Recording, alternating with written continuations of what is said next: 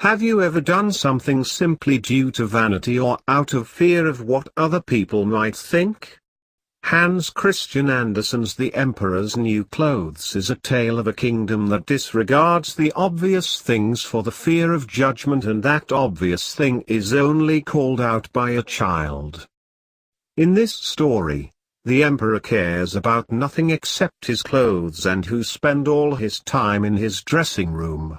Two swindlers arrived in the kingdom claiming to be the best weavers who can weave clothes that possessed an unusual quality wherein the clothes they weaved became invisible to anyone who was stupid and incompetent in their job. The emperor is thrilled about the product of the two swindlers, and he pays them a huge amount of gold to make his magnificent clothes. The swindlers started working in the kingdom, pretended to weave and sew the clothing with empty looms and are using needles without thread. The emperor, wishing to see how his robes are coming along, so he sends his cleverest and trustiest minister to check on the progress of his robes. However, the minister can't see the robes, but he kept quiet about it, and when he returns to the emperor, he told him that the robes are beautiful. The two men demand more gold silk to continue to weave on an empty loom. The emperor sends another of his advisors to check on the robes. Like the minister, he can't see the robes, but he pretended he can. The clothing is brought to the emperor on the day of the procession. The emperor sees nothing, but he doesn't want to admit to being incompetent and stupid, so he pretended that he can see the robes and that the clothing is exquisite. After being dressed with his invisible robe, the emperor went to the procession in front of his entire kingdom.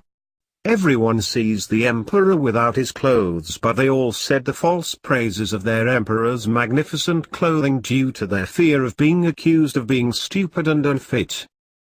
Until a child says that the emperor doesn't have any robes on.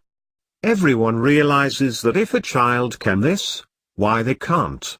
So, everyone starts claiming that the emperor doesn't have anything on. The emperor still continued and finished the procession, knowing that everyone knows he is wearing nothing but his pride and vanity. The moral of this tale is that we must not let our fear or pride to overpower us from telling the truth. Because of the emperor's vanity, the two swindlers manipulated him. This shows that vanity can lead a person to make worse decision. The emperor's pride also revealed that the more pride you have, the more difficult to admit that you failed to something you did, and this failure might influence your judgment in a bad way.